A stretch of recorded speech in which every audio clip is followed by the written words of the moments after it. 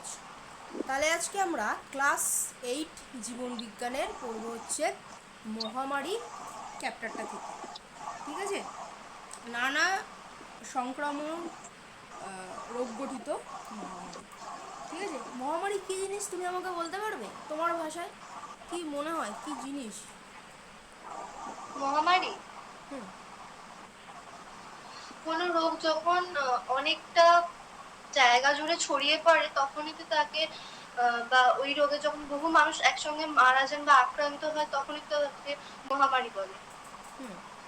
যখন কোনো একটা রোগ প্রচুরভাবে ভাইরাল হয়ে যায়, ছড়িয়ে পড়ে, প্রচুর মানুষ মারা যায়, তাকে বলছে মহামারী। একদমই ঠিকঠাকই বলেছো। যেমন রিসেন্ট একটা মহামারী আমাদেরও দেখার, কি বলবো, দুর্ভাগ্য, আমরাও দেখেছি। সেটা কি? কোভিড-19। কোভিড-19। Very good. আচ্ছা চলো, তো আমরা এগোই। কি আছে জিনিসটা, মোটামুটি তোমার কনসেপ্ট আছে, তো বুঝতে পারলাম। আচ্ছা,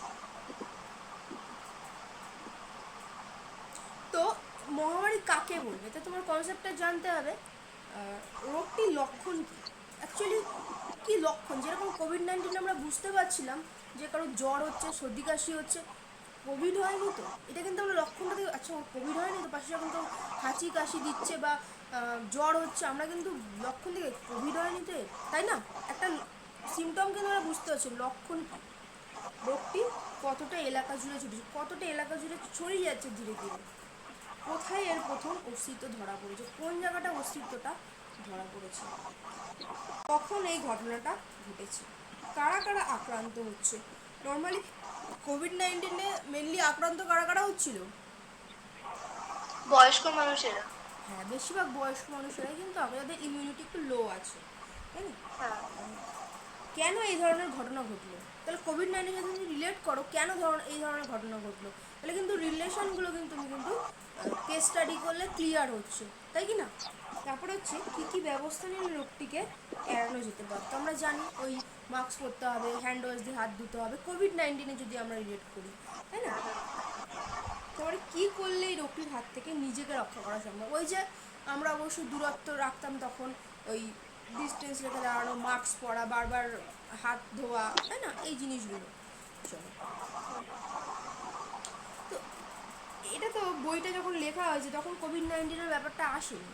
তখন যে জিনিসগুলো মহামারীর মেন ব্যাপার ছিল, সেগুলো হচ্ছে কলেরা মহামারী। ওই সময় কলেরা, যেমন যেমন আমরা কোভিডের যে মানে মহামারী দেখলাম, একটা যুগের মানুষেরা ওই কলেরা মহামারী দেখেছিলেন। তারপরে ম্যালেরিয়ার মহামারী, এইডস, ইনফ্লুয়েঞ্জার মতো মহামারী হওয়া বা না হওয়ার সম্ভাবনা। ঠিক আছে, তো মহামারীর প্রকারভেদ। সাধারণ উৎস,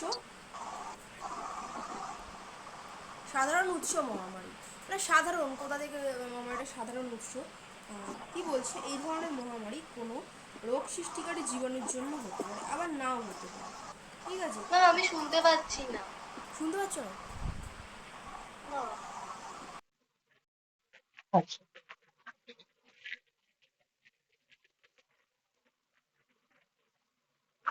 দেখো, সাধারণ মহামারী সেটা বলছে হচ্ছে এই ধরনের মহামারী কোনো রোগ সৃষ্টিকারী জীবাণুর জন্য হতে পারে, আবার নাও হতে পারে। কোনো রোগ সৃষ্টিকারী জীবাণুর জন্য হতে পারে, আবার নাও হতে পারে। যেমন হচ্ছে জল, আচ্ছা তোমার দিকের ভয়েসটা অফ করে দাও, আমি যখন জিজ্ঞেস করবো তখন একটু অন করে দাও। আচ্ছা, যেমন হচ্ছে জল, বায়ু, খাদ্য, বিষক্রিয়া জনিত। ঠিক আছে, যে যে কোনো ধরো আমরা যেমন কলেরা হয়েছিল সেটা হচ্ছে জল থেকে মেনলি কলেরা। বায়ু থেকে কি রোগটা ছড়িয়েছিল বলো? কি রোগ ছড়িয়েছিল বায়ু থেকে? এবার অন করে বলো ভয়েস।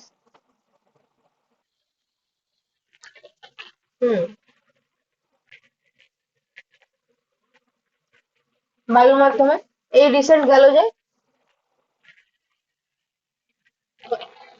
হ্যাঁ, করোনাই কিন্তু ছড়িয়েছিল বায়ুর মাধ্যমে, সবাই ইনফ্লুয়েঞ্জা টুইঞ্জা এগুলো বায়ুর থেকে কিন্তু ছড়াচ্ছে, তাই না? এছাড়া হচ্ছে খাদ্যর মাধ্যমে ছড়াচ্ছে, খাদ্যের মাধ্যমে বিষক্রিয়া হয়ে যাচ্ছে, ছড়িয়ে যাচ্ছে। সাপোজ ধরো কলেরা, কলেরার যে আম, জীবাণুটা কি হচ্ছিল, ধরো আগেকার দিনে তো মানুষ পুকুরের জল খেত, কারণ জল এরকম ফিল্টারের জল তো ছিল না। ধরো কোনো একটা রোগী মারা গেছে, তার মানে মারা যাওয়ার পরে তার ওই যে জামা কাপড় বলো এ বলো নিয়ে ওই জলের মধ্যে ফেলে দিল, আবার ওই জলটাকেই খাচ্ছে তুলে নিয়ে। ঠিক আছে, তো ওই বা খাদ্যটাকে তৈরি করছে, ওই জল আমাদের খাবার তৈরি করছে, বা হাত টাত না দিয়েও খাবার তৈরি করছে, তাহলে ওইভাবে ছড়াচ্ছে। ঠিক আছে। এছাড়াও দেখো, যেমন ভূপাল গ্যাস ট্র্যাজেডি বা জাপানের মিনামাটা রোগ। ঠিক আছে, এটা হচ্ছে সাধারণ উৎস, যেরকম ভাবে খুশি হতে পারে। ওকে, এবার আসো সংক্রামক মহামারী। কোশ্চেন লেখো, খাতা নিয়ে, খাতা আছে তো সামনে? কোশ্চেন লেখো। কোশ্চেন লেখো। সংক্রামক মহামারী কাকে বলে, উদাহরণ দাও।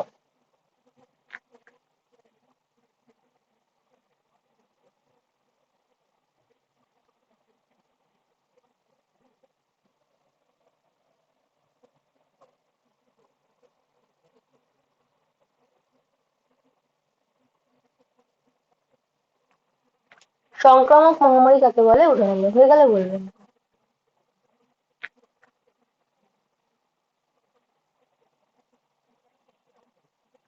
আচ্ছা, কাকে বলছে এই ধরনের মহামারী? ওটা হচ্ছে বাড়িতে করবে, হোমওয়ার্ক এখন লিখতে হবে না, বাড়িতে করে রাখবে। ঠিক আছে। তো সংক্রামক মহামারী হচ্ছে এই ধরনের মহামারী সরাসরি এক ব্যক্তি থেকে অপর ব্যক্তিতে কোনো বাহক প্রাণীর মাধ্যমে বা কোনো প্রাণীজ দেহ থেকে সংক্রামিত হতে পারে। ঠিক আছে, হয় কোনো বাহক প্রাণী। ম্যালেরিয়া, ম্যালেরিয়া কার মাধ্যমে ছড়ায় বলো? মশার মাধ্যমে। তাহলে এখানে বাহকটাকে মশা, ভেরি গুড। মশা কিন্তু একজনের রক্ত খেলো, এই ম্যালেরিয়া তার ওর মধ্যে প্রবেশ করলো, দিয়ে এসে আরেকজনকে বসলো, আরেকজনের রক্ত খেলো। ওই বাহক এর কাজ করছে ছড়ানোর জন্য। ঠিক আছে। তো এরকমই হচ্ছে। তো কাকে বলে তো আমরা বুঝলাম, উদাহরণ দেখো, হাম, বসন্ত, ইনফ্লুয়েঞ্জা, ম্যালেরিয়া, এইগুলো সবই হচ্ছে সংক্রামক মহামারী। তোমার ভয়েসটা অফ করে দাও, এবং তেমন একটা হচ্ছে। আচ্ছা। আচ্ছা, এবার আসি অসংক্রামক মহামারী, যেটা হচ্ছে সংক্রমণ ডিজিজ নয়, অসংক্রামক মহামারী। যেমন হচ্ছে ফুসফুসের ক্যান্সার, করোনারি হার্ট ডিজিজ। ঠিক আছে। ফুসফুসের ক্যান্সার এটা কিন্তু ঠিক সংক্রামক না, কারণ এটা ফুসফুসের ক্যান্সার হয়েছে, তার পাশে যদি কেউ আর একটা সুস্থ ব্যক্তি গিয়ে বসে, তার যে ফুসফুসের ক্যান্সার হবে এমনটা কিন্তু নয়। হ্যাঁ, এবার ওই ব্যক্তি সমানে সিগারেট খেয়েছে, তার পাশে যদি কেউ গিয়ে বসে, তার অবশ্যই সম্ভাবনা রয়েছে। ঠিক আছে। তো ফুসফুসের ক্যান্সার বলো, করোনারি হার্ট ডিজিজ বলো, এখন প্রচুর হার্ট ডিজিজ শুনতে পাওয়া যাচ্ছে। ইনফ্যাক্ট ছোট ছোট বাচ্চাদের শুনে থাকবে, তাই না, হার্টের অ্যাটাক হয়েছে, হার্টের প্রবলেম হচ্ছে। ছোট ছোট বাচ্চাদের, এটা কিন্তু, এটাও কিন্তু একটা মহামারীর মতন, খুবই ছোট বাচ্চাদের, 15-16 বছরের বাচ্চাদের শোনা যায়। আগে শোনা যেত কি বৃদ্ধ মানুষদের, তাদের শোনা যেত। তো এখন ছোট ছোট বাচ্চাদের শোনা যাচ্ছে। তো এইগুলো সংক্রামক নয়, অসংক্রামক, কারোর মাধ্যমে ছড়ায় না, তারই খাদ্য অভ্যাস বা কোনো কিছু সমস্যা রয়েছে, ছড়িয়ে যাচ্ছে পুরো, মানে ওটাও একটা বড় মহামারীর আকার ধারণ করছে। জেনে নিই কি জিনিস। কোন মহামারী জাতীয় রোগের আবির্ভাব। আচ্ছা, কোশ্চেন লেখো, অসংক্রামক মহামারীর উদাহরণ দাও।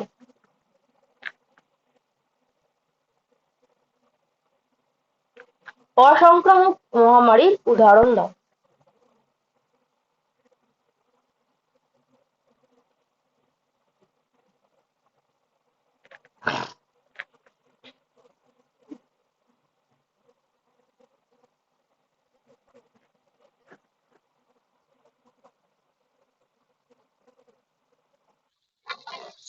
বেশ।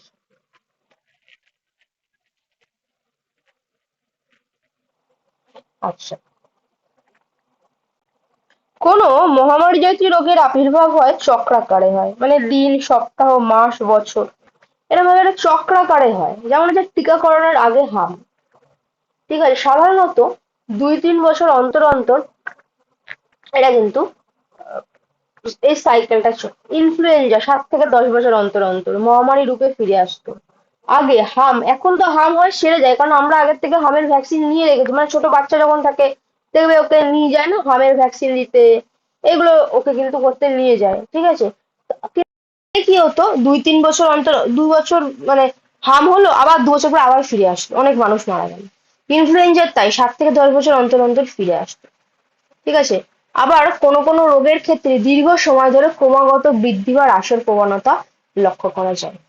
ঠিক আছে, যেমন হচ্ছে উন্নত দেশগুলোতে, যেগুলো একদম উন্নত দেশ লাইক জাপান, আমেরিকা, তারপরে ইংল্যান্ড, এই টাইপের দেশ, উন্নত দেশ, ঠিক আছে, কি হচ্ছে সেখানে ক্রমাগত বৃদ্ধি বা হ্রাসের প্রবণতা লক্ষ্য করা যায়। যেমন যেমন উন্নত দেশগুলোতে 50 থেকে 70 বছরে করোনারি হার্ট ডিজিজ, মানে হার্টের যে প্রবলেম বলে, করোনারি হার্ট ডিজিজ, ফুসফুসের ক্যান্সার, ডায়াবেটিসের সমস্যা বেড়েই চলেছে। ঠিক আছে, এখন ওরা অনেক, মানে এখন প্রত্যেকটা মানুষই হেলথ সচেতন, কিন্তু আমাদের এখানে যেমন যতটা বেশি কিনা এই রান্না করা খাবার, বাড়ির খাবার খাওয়া হয়, এখন এখানের মানুষজন দেখবে খুব বেশি রেস্টুরেন্টে আসক্ত, তাই না? আগে কিন্তু এতটা ছিল না। আর রেস্টুরেন্ট মানে খুব বেশি, মানে খুব বেশি, মানে দেখে ফুড ব্লগিং, উল্টো পাল্টা মানে 40 টাকার বিরিয়ানি, উল্টো পাল্টা, ওর মধ্যে কি দেবে? ওর মধ্যে তো ওইসবই জিনিস, ভালো জিনিস দিয়ে কি করবে? বা জিনিস দিয়ে করবে, তাই না? তো এখানে কিন্তু বাইরের দেশে এগুলোই মানুষ খায়, বাইরের দেশে রান্না করা খাবারের থেকে এগুলোই বেশি খায়, রান্না খুব কম মানুষই মানে করে খায়। তো ওখানে কিন্তু এই হার্ট ডিজিজ, ফুসফুসের ক্যান্সার, ডায়াবেটিসের মতন ঘটনা কিন্তু বেড়েই চলেছে। আবার ওই দেশগুলোতে দেখো যক্ষা, টাইফয়েড জ্বর, ডিপথেরিয়া, পোলিওর মতো রোগের ঘটনাও কমার লক্ষণ দেখা যাচ্ছে। ওখানে কিন্তু আবার যক্ষা টাক্কা হয় না, টাইফয়েড হয় না, ডিপথেরিয়া, পোলিও এগুলো আবার ওখানে হয় না। তাহলে কোন কোন মহামারীর সঙ্গে ঋতুর সম্পর্ক আছে, কিছু কিছু মহামারীর সাথে ঋতুর সম্পর্ক আছে। আচ্ছা আমাকে তুমি বলো তো, আহ, শীতকালে কোন রোগটা হয় যেটা কিনা গরমকালে হয় না? মানে অলমোস্ট সবারই এই রোগটা দেখা যায়। কোন রোগটা হয় মেনলি, কোন অসুখটা হয়?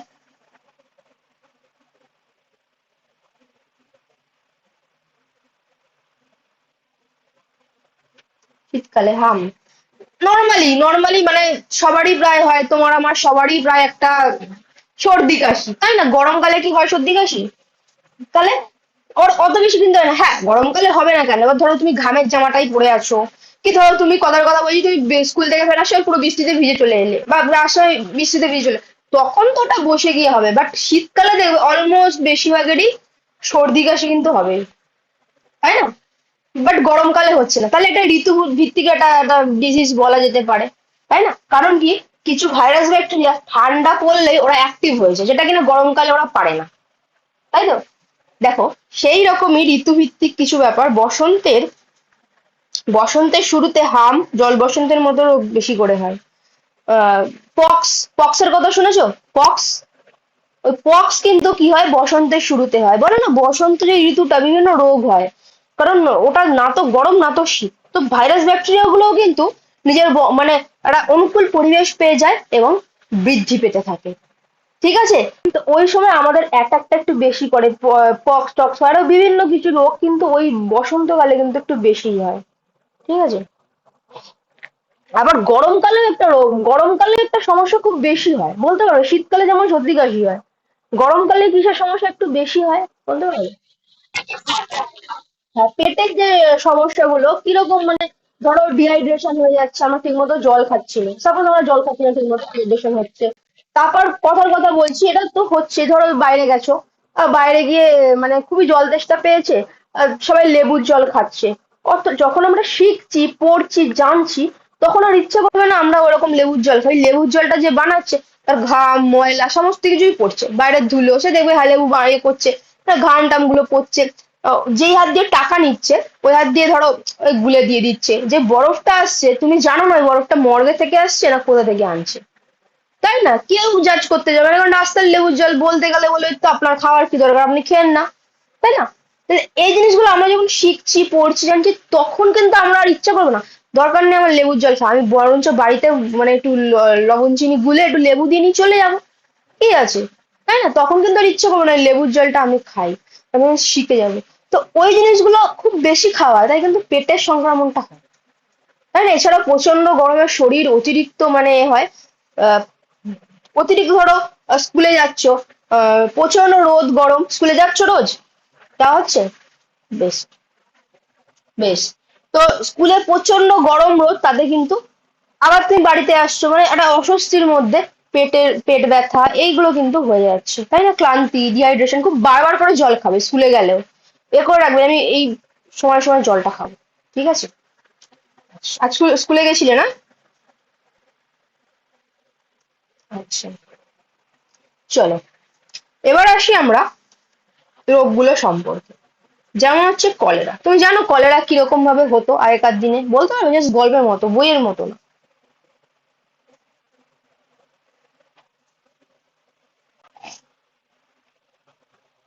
হুম হুম হুম, একদম। দেখো, এবার আমি একটু কলেরার গল্পটা বলি যাতে কি কলেরার ব্যাপারটা ক্লিয়ার হয়ে যায়। কলেরা কি হয় দেখো, কলেরা ছড়ায় হচ্ছে, কলেরার জন্য দায়ী হচ্ছে ব্যাকটেরিয়াটার নাম হচ্ছে ভিব্রিও কলেরি। কলেরা হচ্ছে একটা ব্যাকটেরিয়া গঠিত রোগ। ঠিক আছে, কোশ্চেন লেখো, কলেরা একটি ড্যাশ গঠিত রোগ। কলেরা একটি ড্যাশ গঠিত রোগ।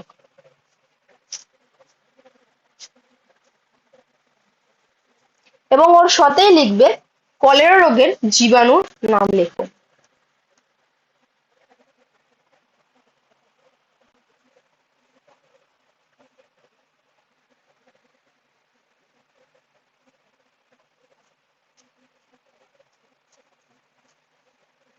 হয়েছে?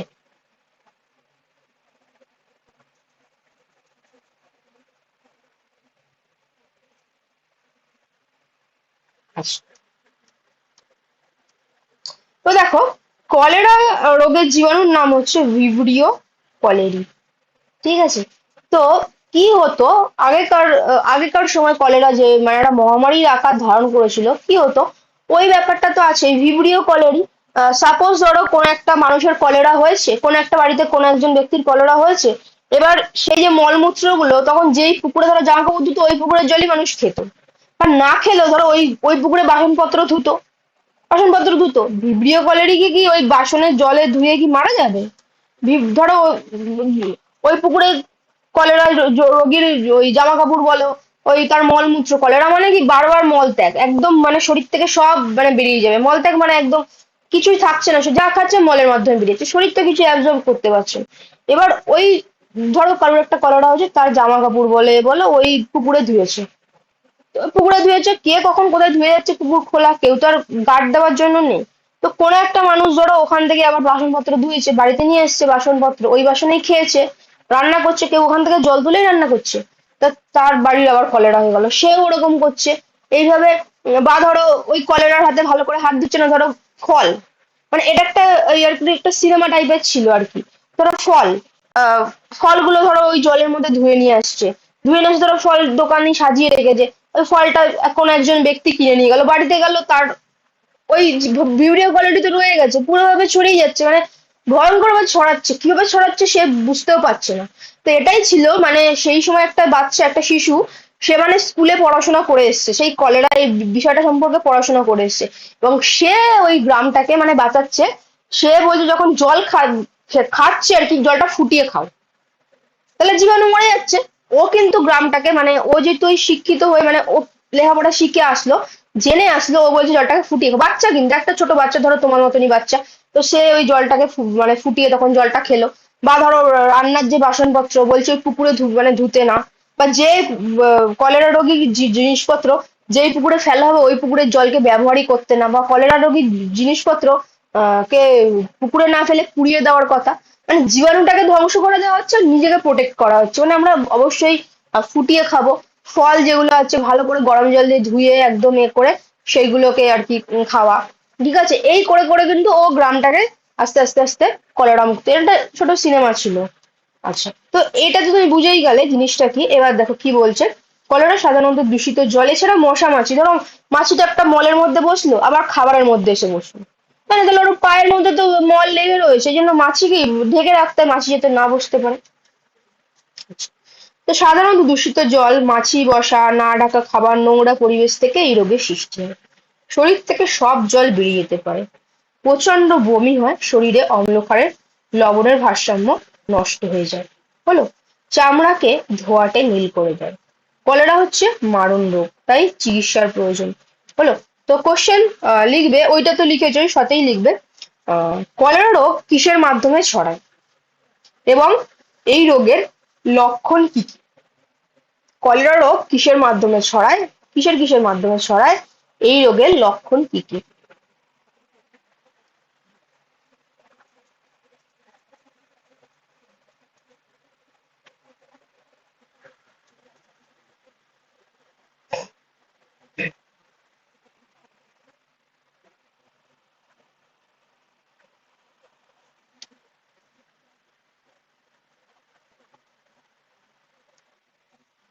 বেশ, এবার আসো ম্যালেরিয়া।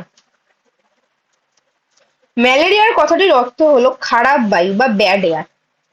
ঠিক আছে, কোনোভাবে তারা ভাবছে কোনো খারাপ বায়ুর মাধ্যমে ছড়াচ্ছে, কিন্তু এটা কিন্তু একটা মশাবাহিত রোগ। হলো, এটা হচ্ছে একটা মশাবাহিত রোগ। আচ্ছা, ওটা আমি কলেরা নিয়ে একটু বলি। তোমাকে সাপোজ কোশ্চেন দিল একটি ব্যাকটেরিয়া গঠিত রোগের নাম, একটি ক্ষতিকর ব্যাকটেরিয়ার নাম উল্লেখ করো, একটি ব্যাকটেরিয়া গঠিত রোগের নাম উল্লেখ করো, তখন তুমি কি বলবে? ম্যালেরিয়া বলবে না কলেরা বলবে?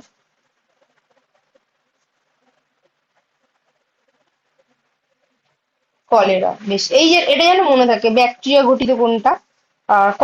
ম্যালেরিয়া আসছি।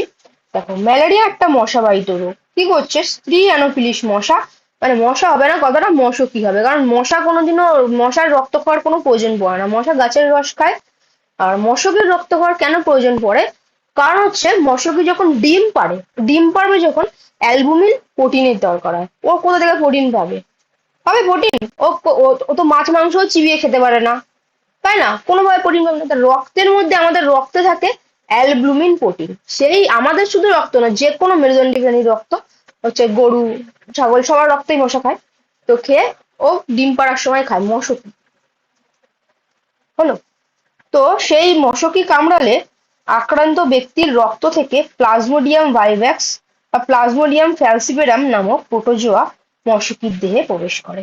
তাহলে কলেরা হলো একটি ড্যাশ গঠিত রোগ। লেখো, কলেরা হলো একটি ড্যাশ গঠিত রোগ। এটা হচ্ছে কিন্তু প্রোটোজোয়া গঠিত রোগ। এখন উত্তর লিখবে না, উত্তরটা তুমি পড়ে বাড়িতে লিখবে, তারপর ওটা হোমওয়ার্ক।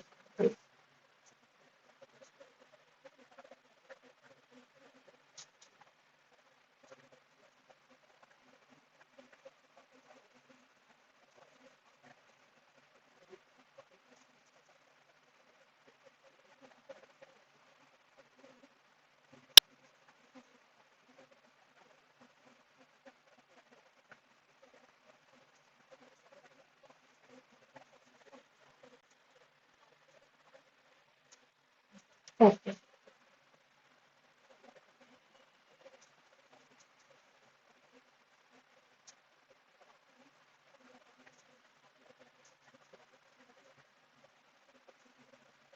আচ্ছা দেখো, আচ্ছা নেক্সট আরেকটা কোশ্চেন লেখো, প্রোটোজোয়াটার নাম কি বা ম্যালেরিয়ার জীবাণুর নাম কি? প্লাজমোডিয়াম ভাইভ্যাক্স বা প্লাজমোডিয়াম ফ্যালসিপেরাম। ঠিক আছে, এগুলো একটু মুখস্থ করে নেবে ধীরে ধীরে, আস্তে আস্তে। তো কি হবে, এটা আগামী দিনে তোমার সায়েন্স পড়ার ক্ষেত্রে অনেক উপকৃত হবে। হলো, আর সাইন্টিফিক নামের নিচে আমি এরকম ভাবে দাগ দেবো, এরকম একটা দাগ, এরকম একটা দাগ। ঠিক আছে, আচ্ছা তোমাকে আমি দিয়ে দেবো উত্তর কিভাবে লিখতে হয়, মানে অ্যাকচুয়ালি লাইফ সায়েন্স খাতা বলো বা বায়োলজি খাতায় উত্তর কিভাবে লিখতে হয় সেটা আমি তোমাকে দিয়ে দেবো। ঠিক আছে, আমাকে একটু মনে করো আমি যদি ভুলে যাই। আচ্ছা, মানে তুমি এমন ভাবে এটা করবে, এই পড়াশোনাটা করবে ধীরে ধীরে, এবং তুমি যে স্কুলে যখন টিচার তোমার খাতা দেখবে, তোমার কাটার কোনো জায়গা পাবে না। টিচার পেন ধরবে তোমার নাম্বার দেওয়ার জন্য অনলি, তোমার খাতা কাটার কোনো জায়গাই থাকবে না। ঠিক আছে, সেরকম ভাবে আমরা করবো, সেই কনফিডেন্স নিয়ে। আচ্ছা, দেখো কি হচ্ছে, এই প্রোটোজোয়া যেটা হচ্ছে প্লাজমোডিয়াম ভাইভ্যাক্স হোক কি প্লাজমোডিয়াম ফ্যালসিপেরাম হোক, এরা মশকির দেহে প্রবেশ করে। যেই একটা অসুস্থ ব্যক্তি, ম্যালেরিয়া আক্রান্ত ব্যক্তির রক্তে থাকছে, যেই কামড়াচ্ছে, ওর যে সুরটা আছে, সুরের মাধ্যমে মশার দেহে প্রবেশ করে গেল। এবার ওই মশা, পরে ওই মশকই সুস্থ মানুষকে কামড়ালে প্রোটোজোয়া সেই মানুষের দেহে প্রবেশ করে, মানুষটি তখন ম্যালেরিয়ায় আক্রান্ত হয়। ঠিক আছে, তো কি হচ্ছে, বর্ষাকালে গরম ঠান্ডা স্যাঁতস্যাঁতে আবহাওয়ায় এই রোগের প্রকোপ বাড়ে, কাঁপুনি দিয়ে জ্বর আসে।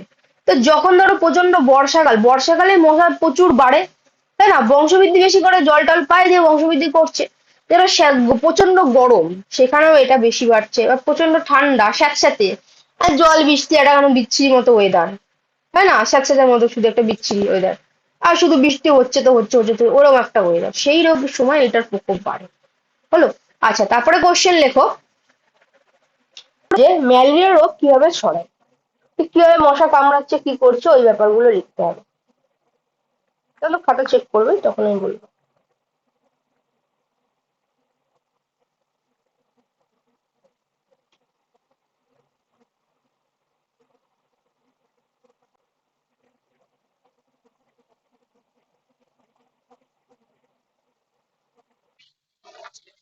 ওকে, আচ্ছা, এবং লেখো ম্যালেরিয়া রোগের লক্ষণ কি কি। আচ্ছা, কোন মশা ম্যালেরিয়া মশা আমাকে বলতে পারবে কিরম দেখতে? দেখেছো ম্যালেরিয়ার মশা ডেঙ্গুর মশা আলাদা করতে পারবে? মশা তো দেখেছোই, বাড়িতে তো মশা তো আসেই, পারবে আলাদা করতে? পারবে? পারবে না, তাই তো? ভুলে গেছো? আচ্ছা, এটা আমাকে মনে করাবে। মশার একটা ভিডিও ছিল, আমি দিয়ে দেবো, যাতে কি চিনতে পারো, যাতে কি তুমি মানে বলতে পারো এটা কিন্তু ম্যালেরিয়ার মশা, ঠিক আছে না? বা মশাটা আসলে এটা ম্যালেরিয়ার বা এটা ডেঙ্গুর, এই মানে মানে আমি শুধু পড়ছি মানে এই না কি পড়বো লিখবো, পরীক্ষা দেবো, এই না। আমি পড়বো লিখবো পরীক্ষা দেবো অবশ্যই, এবং জিনিসটাকে আমি জানবো, আনন্দ করে জানবো, তাই না? সায়েন্স তো ওটাই, তাই তো? আচ্ছা, দেখো, তাহলে ম্যালেরিয়া রোগের লক্ষণ কি? কাঁপুনি দিয়ে জ্বর আসছে, ঘাম দিয়ে জ্বর সেরে যায়, মাথা যন্ত্রণা, যকৃৎ প্লীহা বড় হয়ে যায়, গাঁটে গাঁটে ব্যথা, শরীরে যন্ত্রণা হয়। ঠিক আছে, সঙ্গে সঙ্গে চিকিৎসা না করলে কিন্তু রোগীর মৃত্যুর সম্ভাবনা আছে। এবার কারোর ধরো ওরকম কাঁপুনি দিয়ে, প্রচন্ড কাঁপুনি দিয়ে জ্বর, আমার ঘাম দিয়ে জ্বর সেরে যাচ্ছে, তুমি কিন্তু তখন দেখে বুঝতে মানে অন্তত তুমি বলতে পারবে যে ও, ওনাকে তাহলে ভালো ডাক্তারের কাছে নিয়ে যাও। ওনার ম্যালেরিয়া মানে ওরা তো আর বলতে নেই যে ভালো ডাক্তারের কাছে নিয়ে যাও, কি হয়েছে তো বুঝতে পারা যাচ্ছে না, তাহলে অন্তত এটা বলা যে সমাজে কারুর দেখে যে একটা ভালো ডাক্তার দেখানো দরকার। তাহলে এইটা হচ্ছে রোগের প্রধান লক্ষণ। এছাড়াও হচ্ছে প্রচন্ড মাথা যন্ত্রণা, যকৃৎ বড় হয়ে যাওয়া, গাঁটে গাঁটে মানে ধরো পায়ের আঙ্গুলে, হাতের আঙ্গুলে, হাতে, কাঁধে প্রচন্ড ব্যথা, এগুলো হচ্ছে লক্ষণ।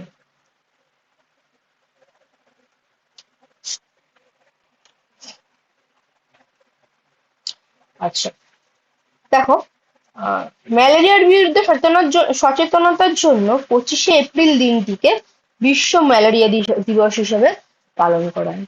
তো এটা অবশ্যই নোট করে নাও, বিশ্ব ম্যালেরিয়া দিবস 25শে এপ্রিল।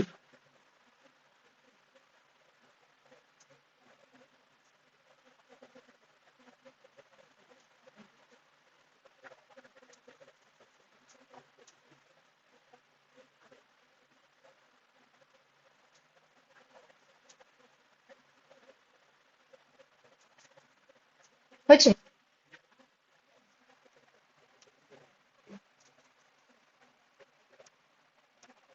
আচ্ছা, এবার আসো ডেঙ্গি। হ্যাঁ, দেখো ডেঙ্গি মানে ডেঙ্গু তো এখনো আমরা দেখছি, এখনো আছে। তোমার বাড়ি কি কলকাতার সাইডে? কোন দিকে মানে কোথায় জেলা? ও, হুগলির কোথায়?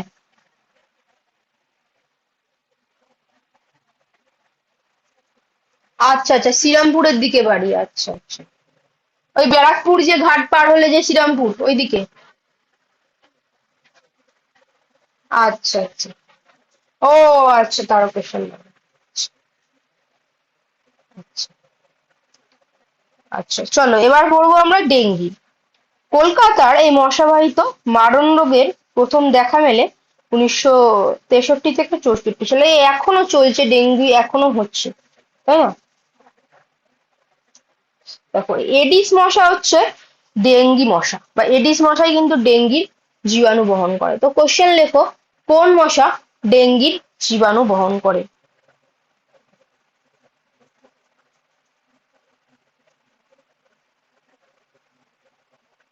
এবং জীবাণুর নাম কি?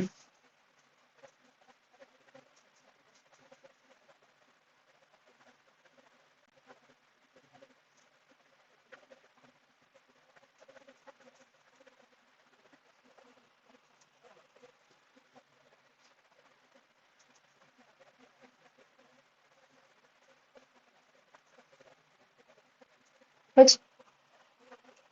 দেখো,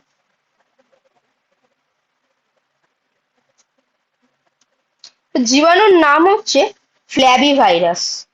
এডিস ভাষা বহন করছে, এবার জীবাণুটার নাম হচ্ছে ফ্ল্যাবি ভাইরাস। যেমন আগেরটার ম্যালেরিয়া ছিল হচ্ছে প্লাজমোডিয়াম ভাইরাস। হ্যাঁ, তো ফ্ল্যাবি ভাইরাস। তো যখন ডেঙ্গি হয় কি হয়, রোগ লক্ষণ ভয়াবহ জ্বর, মাথায় যন্ত্রণা, গাঁটে গাঁটে ব্যথা, অনুচক্রি বা প্লেটলেটের সংখ্যা ভয়াবহভাবে হ্রাস পায়। এটা হচ্ছে মেন লক্ষণ। দেখবে যখন ডেঙ্গি হয় আহ, তখন মানে মানুষ বলে না পেঁপে পাতার রস খাওয়াতে, শুনেছো কথাটা? পেঁপে পাতার রস খাওয়াতে বলে। কেন বলে? কারণ হচ্ছে অনুচক্রিকা খুব ভাবে কমে যায়, একদম প্লেটলেট পুরো ধ্বংস করে দেয়, গিয়ে প্লেটলেটকে আক্রমণ করে দেয়, দিয়ে নষ্ট করে দেয়। সরি, অনুচক্রিকা শ্বেত রক্তকণিকা, সরি, শ্বেত রক্তকণিকাকে আহ পুরো একদম করে নষ্ট করে দেয়। তাই পেঁপে পাতার যে রস খাওয়ালে ওই শ্বেত রক্তকণিকাটা বাড়ে। মানে সেই আগেকার যুগের চিকিৎসা আর কি পেঁপে পাতার রস। তখন পেঁপে পাতার রস পাওয়া যায় না, মানে গাছ ফাছ ইয়ে করে মানুষজন সংগ্রহ করে নেয় পেঁপে পাতার রস, পেঁপে পাতাটা, ঠিক আছে? তো রোগ লক্ষণ গুলো দেখো, এই রোগ লক্ষণ কি কি বা উপসর্গ কি কি?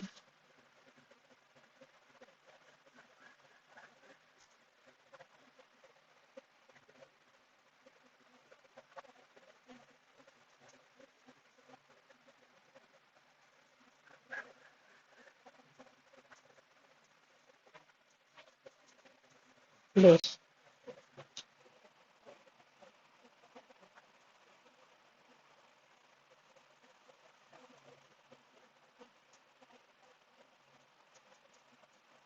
এবার আসো প্লেগ। প্লেগ কিন্তু একসময় ভয়ঙ্কর মহামারীর আকার ধারণ করে। সেই বাইরে থেকে, ইংল্যান্ড থেকে যখন সেই মানে কি বলবো, বস্তা বা শস্য, বস্তা ভরে শস্য মানে আমদানি রপ্তানি হতো সেই জাহাজ ভরে ভরে, সেই ইংরেজদের আমলে। ঠিক আছে, ওই সময় জাহাজের মধ্যে ওই প্লেগের মানে প্লেগ রোগ নিয়ে ইঁদুরগুলো উঠে পড়ে, বস্তার মধ্যে থাকে। মানে আমাদের এই দেশ থেকে তো শস্য নিয়ে যেতে হতো, তো ওই মানে বস্তার মধ্যে ইঁদুরগুলো প্লেগ উপসর্গ নিয়ে উঠে পড়ে। জাহাজে করে করে বিভিন্ন দেশে ও যেখানে যেখানে বন্দরে থামে ওখানে নামে, বাকিদের ছড়িয়ে দেয়, দিয়ে প্লেগ একটা ভয়ঙ্কর মহামারী মানে আকার ধারণ করেছিল। মানে আমি যেখানে থাকি, হালি শহর বলে, এখানে আগের মানে মানুষ, মানে আগে মানুষজন, মানে সে বহু যুগ আগে, তখন মানুষজন শোনা যায় এখানে বহু পুরোনো পুরোনো বাড়ি রয়েছে যেগুলো কিনা পরিত্যক্ত, কোনো মানুষ থাকে না। ঠিক আছে, এখন হয়তো সেটা মানে সরকার হস্তক্ষেপ করে নেবে এইসব হবে। তো ওই বাড়িগুলোতে আগে হচ্ছে মানুষজন থাকতো, এবং এই প্লেগ মহামারীর জন্য সবাই মালিক বাড়িঘর ছেড়ে সবকিছু ফেলে দিয়ে চলে গেছিল।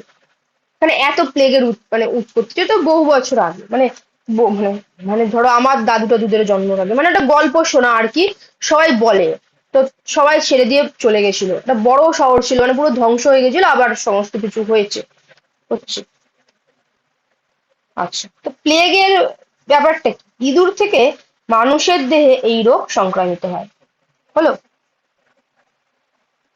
ইয়াসিনা পেস্টিস নামক ব্যাকটেরিয়া এই রোগের জন্য দায়ী। হলো, ফুসফুসের সংক্রমণ, রক্তক্ষরণ, লসিকাগ্রন্থি ফুলে গিয়ে ভয়াবহ যন্ত্রণা হয়। ফুসফুসে মানে ফুসফুসের মধ্যে রক্তক্ষরণ শুরু হয়ে যায়, ঠিক আছে, লসিকাগ্রন্থি ফুলে যায়, এবং ভয়াবহ যন্ত্রণা হয়, ভীষণ যন্ত্রণা, মানে মাথা যন্ত্রণা হয়, বমি, কাশি, এবং কাশির মধ্যে রক্ত পড়া এই রোগের প্রধান উপসর্গ। নানাভাবে এই রোগ সংক্রামিত হতে পারে, যেমন হাঁচির মাধ্যমে, সরাসরি শরীরের ছোঁয়া, দূষিত মাটির স্পর্শে, বাতাস থেকে, এমনকি কিছু পতঙ্গের কামড়ালে। মানে ওই ইঁদুর কামড়ে দিলে, ইঁদুর কামড়ে দিত, তখন মানুষ ধরো মশি টসি টানাতো না, খাট বিছানায় শুতো না, তখন ছিল না এরকম কিছু, নিচে শুতো, ওইভাবে ইঁদুর কামড়ে কোনোভাবে দিত, তো সেইভাবে কিন্তু রোগটা ছড়াতো। এছাড়াও এই যে মাছিটি রয়েছে, এই মাছিটাও কিন্তু প্লেগ রোগে আক্রান্ত ইঁদুরের দেহ থেকে এই ব্যাকটেরিয়া বহন করে। তারপর যদি মানুষকে কামড়ায়, খাবারে বসে, সেখান থেকে অবধারিত প্লেগ হবে। ওই মাছিটা প্লেগ রোগের জীবাণুকে বহন করছে, ওই মাছিটা গিয়ে ইঁদুরকে কামড়ালো, ঠিক আছে, তো সেই ইঁদুর ইঁদুর তো একটুখানি খেয়ে চলে গেল, প্লেগ রোগ কিন্তু ছড়িয়ে গেল, বা ইঁদুর কামড়ে দিল, তাহলে প্লেগ রোগ অবধারিত হবে। 1997 সালে তৎকালীন বোম্বেতে ভালডেমার হাফকিন প্লেগ রোগের চিকিৎসা মানে প্লেগ রোগের টিকা আবিষ্কার করেন। তবে মানুষের সচেতনতা এই প্লেগ রোগের চিকিৎসার দ্বারা মানে চিকিৎসা ছাড়াও মানুষের সচেতনতা দ্বারাই কিন্তু প্লেগ রোগ এড়ানোটা সব থেকে বেশি আর কি সম্ভব হলো। তাহলে কোশ্চেন লেখো, ইঁদুরের দ্বারা ছড়ায় এমন একটি মহামারীর নাম লেখো। এবং এই রোগের লক্ষণ ও কিভাবে সংক্রামিত হতে পারে।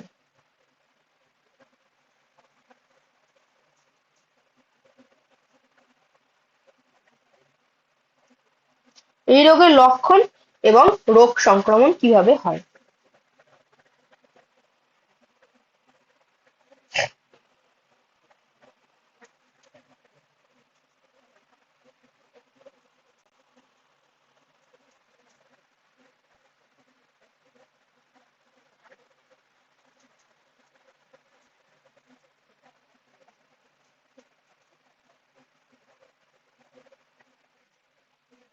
হয়ে গেছে? আচ্ছা, তাহলে প্লেগ অব্দি পড়া থাকলো আজকে। ঠিক আছে, যেগুলো যেগুলো দিলাম তুমি অবশ্যই খাতায় হোমওয়ার্ক করবে এবং সেটাকে করে রাখবে। ঠিক আছে, এবং এই চ্যাপ্টারটা কমপ্লিট হয়ে যাবে তারপর এক্সাম হবে, বাট ওটা তুমি কিন্তু খাতায় কমপ্লিট করে লিখে তারপরে হচ্ছে ছবি তুলে পিডিএফ করে আমাকে নাম্বার আমি দিয়ে দেবো, সেখানে সাবমিট করে রাখবে এবং খাতা চেক হবে। যেটা যেটা তুমি পড়লে দেখতে পেলে তোমার খাতা ওরকম ভাবে চেক হবে। ঠিক আছে, তারপরে এক্সাম তুমি লাইভে বসে দেবে, খাতার সাথে সাথে জমা দেবে, ওটাও কিন্তু চেক হবে। ঠিক আছে, ক্লিয়ার? ওকে। হ্যাঁ, পরের দিন যেগুলো কোশ্চেন দিলাম ওগুলো তুমি উত্তর করবে এবং তুমি পড়ে রাখবে, পড়ে পিডিএফ করে জমা দেবে। ঠিক আছে? আচ্ছা, আগে আগে কি তুমি নিজেই পড়েছিলে না কোথাও পড়েছিলে? আচ্ছা, এমনি কোথাও মানে টিউশনে পড়োনি? আচ্ছা আচ্ছা, ঠিক আছে। আচ্ছা, তাহলে অবশ্যই এগুলো দেবে।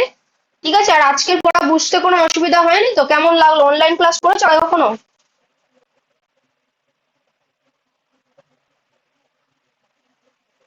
আচ্ছা আচ্ছা আচ্ছা, অনলাইন ক্লাস মানে মানে টিউশনে কোনো অনলাইন ক্লাস করোনি? কোনো টিউশন নেই অনলাইনে? আচ্ছা, তো ফার্স্ট করলে কেমন লাগলো? কেমন এক্সপিরিয়েন্স বলো? ঠিক আছে। আচ্ছা, কোনো প্রবলেম হলে বলবে, কোনো কিছু ডাউট থাকলে আমাকে পাঠিয়ে দেবে। ঠিক আছে, লিখে পাঠিয়ে দেবে। ঠিক আছে।